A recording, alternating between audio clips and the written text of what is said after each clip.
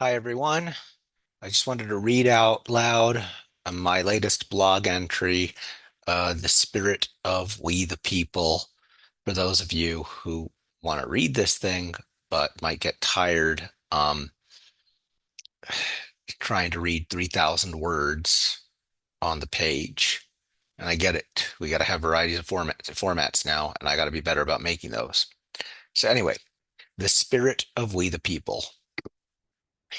In this age of unchecked hubris, we the people suffers not only from neglect, but apostasy. Our billionaires have no use for it, for understandable reasons.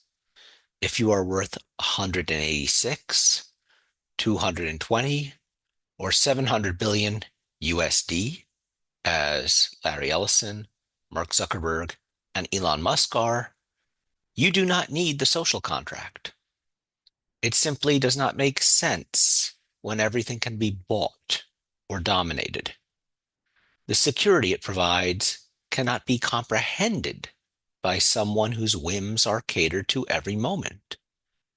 The notion that people contract with each other to determine what rights have priority, what rights they will fight for as a political community, is alien. The thought experiment of a veil of ignorance, which resolves us to gather as much freedom and equality for each other as possible, cannot be conceived. But billionaires are not the only ones with no use for we the people. Reactionaries and racists despise the phrase. Reactionaries, like billionaires, do not like the plurality of it. We has a sovereign distaste, but unlike a billionaire, they do not want to reduce it to I. They want it narrowed, gated. The purest of the pure are to enter and reign. The purest understand their fantasies. Their families work the hardest and suffer the most. Their religion and only their religion is the truth, and only they see the facts. Racists, despite their protestations to the contrary, never liked the United States. This does not mean at times they would not fight and die serving it. It does mean they have another priority. In their case, we the people fails because it is incompatible with a culture of constant bullying. A truly democratic republic must listen to its most vulnerable, not just those who are disliked, but disempowered. It serves not as a call to dominance, but cooperation. The billionaires, reactionaries, and racists have won a great victory against we the people. They have convinced us to neglect these words, to forget that a great many of us are descended from immigrants, to forget that the vast majority of us reside on stolen land. We the people has an inherent sense of justice. It is not meant for Nazis and those cosplaying Nazis, as it goes hand in hand with an equality affirming collective decision making. It is not a phrase for tyrants, cranks, or those who refuse to control their hate. But nowadays, we just assume that citizenship means some people have rights and everyone else can go to hell. The incredible ignorance required to make this assumption isn't just a matter of not knowing the law. It entails a deep disdain for history, an outright contempt for how any of us are free. This I term apostasy. Some enjoy the citizenship of this country and refuse to learn anything about it so they can pretend to be correct. They hold this as their right, and it is not only disgraceful, but a herald of the end. The United States, as of this writing, holds hundreds of children in disease-ridden detention camps. The outstanding question is by what right I have anything to say about we the people. An outraged sense of justice does not confer legitimacy by itself. It spurs action, creates space for discussion and thought, pushes others to react. That may not develop the power and authority we need, wherein the moral force of the words, prevents people from treating citizenship as a deadly game. As of now, the game involves creating suspicion around anyone's legal status. That suspicion alone pulls the trigger on the security apparatus of the United States. The potential involvement of the security apparatus makes some second-class citizens, while visiting violence on those assumed to have even lower status. This is, as some have noted, white supremacy in action. When the pre-Civil War South insisted on the return of fugitive slaves, it pushed states where slavery was illegal to aid in catching them. In the name of destroying the rights of one, others must lose their rights too. Domination never ends with only one subject. The moral force required has to pull us away from domination. To this end, the words of Joshua Villanueva in The Jurist are invaluable. I urge you to read Who Counts as We the People Will Determine America's Future. Villanueva speaks of the man who gave us We the People having a disability himself, then takes us through various considerations for interpreting the phrase. How the 14th Amendment must be considered alongside it, how certain cases do not restrict it to certain classes of people, how equal protection entails strict scrutiny, and how birthright citizenship is non-negotiable. These are essential points, but they assume this country can be restored to a prior state which was more sensible. Even if the Supreme Court could be trusted to not make Donald Trump immune from consequences, the inaction and cowardice of Congress which brought us to this point should not be forgotten or forgiven. State violence was normalized by our institutions well before it exploded into the problem we confront today. I hold we need to turn to history in a different, fuller sense than we normally do. History is not a thing that happened you should know. It does not concern facts which prove I am right or curiosities which occupy us. It is a sense of what the past accomplished, what our ancestors strove for, which demonstrates the best humanity has to offer. History is not objective or neutral and cannot be. If you treat it that way, someone else's agenda will predominate. With that in mind, I want to go beyond a legal definition of we the people, one restricting it narrowly, say, to citizens and nationals. What exactly is involved in citizenship? How should we see the best efforts of those who came before and build on them? I believe three considerations should stand at the forefront when discussing we the people. No serious use of the phrase can happen without them. At some point in their history, 40 states have granted voting rights to non-citizens. The 14th Amendment entails a commitment to multiracial democracy, while granting non-citizens due process and the equal protection of the laws. That non-citizens have rights which must be respected is non-negotiable.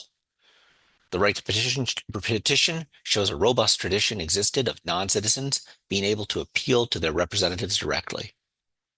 Taken together, we see that the current talk about we the people in everyday discourse proceeds on dishonest lines partial to white supremacy. Each of these considerations has something to teach us, something that deepens our ability to understand what we owe each other. Wikipedia informs us that before 1926, as many as 40 states allowed non-citizens to vote in elections, usually with a residency requirement ranging from a few months to a few years. The 1776 Constitution of Pennsylvania, which Wikipedia helpfully cites, shows how states could be genuine laboratories of democracy, places where we learn to live together and govern our communities properly. The relevant language. All free men having a sufficient evident common interest with and attachment to the community have a right to elect officers or to be elected into office. I cannot stress enough the openness of this. Compare with the constant fear-mongering and racist propaganda we are bombarded with daily. In 1790, after the adoption of the Constitution as we know it today, the state of Pennsylvania used this language. In elections by the citizens, every freeman of the age of 21 years, having resided in the state 2 years next before the election, and within that time have paid a state or county tax, which shall have been assessed at least 6 months before the election, shall enjoy the rights of an elector, provided that the sons of persons qualified as aforesaid between the ages of 21 and 22 years shall be entitled to vote, although they shall not have paid taxes. What we see are residency requirements and payment of taxes. We see a degree of involvement in the community as enabling. There's no discussion of skin color or exclusion of the Chinese or natives. Eventually, that changes among the states as people become scared of immigrants and use the law to target them. Some contrarians might argue that the history of the US is plenty racist. Why can't we turn to that history for inspiration? Why can't we understand manifest destiny as a positive thing, a vindication of ethno-nationalism? And the answer is simple but needs to be said aloud. At times, some who made the laws could think bigger and empower others. They did not need to hurt others to feel better about themselves. They could glimpse the universality of rights, the inherent dignity all humans have, even if they were imperfect themselves. We look to those voices because it's the only way to have a country. A hate movement masquerading as a country can have enormous power. It can have institutions we must study, even aspects of a legacy. But in the end, it only exists relative to those who strove for more. We understand rights intuitively because we understand they apply to all people. Racists and reactionaries want to limit that, and in doing so, limit both their understanding of rights and humanity. To go further, the 14th Amendment is not subtle. Birthright citizenship absolutely means to prevent narrow readings of we the people.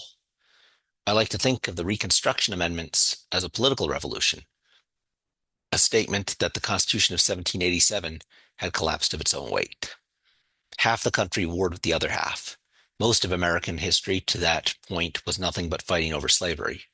If the United States was not privileged with one of the greatest leaders in human history, the country was as good as dead, a failed experiment in the rights of man. So the 13th, 14th, and 15th Amendments should be seen as enormous and interpreted in a generous spirit. We note that the Supreme Court did not always share this generous spirit as it enabled Jim Crow. And when we read the first sentence, all persons born or naturalized in the United States and subject to the jurisdiction thereof are citizens of the United States and of the state wherein they reside, we immediately recalled that a senator asked if an ethnically Mongolian child born on this soil would be a U.S. citizen and received the answer yes. Those who saw racism's murderous consequences knew the war they suffered could not happen again. I've said before that the opposite of democracy is not exactly tyranny. It is racism or a racism-like phenomenon, one that takes majoritarian rule and inverts what it should do. Instead of a majority understanding its power and trying to expand itself, working to include more and benefit all, it devolves into scapegoating and punching down. To some of us, this has the appearance of collective virtue. Uniforms, badges, and guns are liberally distributed as books are burned and dissidents jailed. The habits of trying to win trust and build relationships and aim higher are discarded for the cheap thrill of winning politically at any cost. We note the nation is particularly eager that children should suffer nowadays.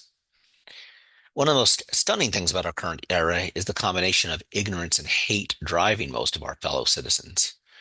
Right after saying citizens shall have privileges and immunities which states cannot violate, the 14th Amendment is crystal clear about what rights all people in the U.S. have.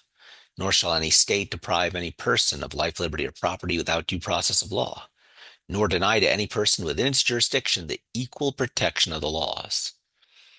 It is abundantly clear the 14th Amendment gives all people on U.S. soil the protection of due process of law, and that equal protection of the laws is for everyone. You can hear the frothing of bigots as I say this. They are foaming at the mouth, ready to declare that we are being invaded, that the army must be deployed to the border in every major city, that the 14th Amendment is woke. And you know their screaming exists for one reason only, to drown out the protections the Constitution offers everyone. They have to tell lurid stories of so-called migrant crime. They have to create panic because the law and the sense of justice underlying it are so obvious. The third consideration is the right to petition. At the end of the First Amendment, there are two separate rights speaking to a greater theme. The right of the people peaceably to assemble and to petition the government for a redress of grievances. The theme is self-evident. We have a right and duty to complain, and our lawmakers and officials had better hear us. In older democratic theory, this is even less subtle. Machiavelli speaks of how the Roman Republic worked before it collapsed into empire. The plebeians would riot, and the Senate had to take them seriously. When the Senate got so rich that it no longer cared, when it established friendships with members of various triumvirates, the Republic was finished.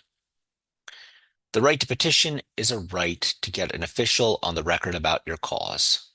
Here it is worth quoting Johnny Nasu and Bert Newborn at length about how it worked in the early American Republic. The right to petition plays an important role in American history.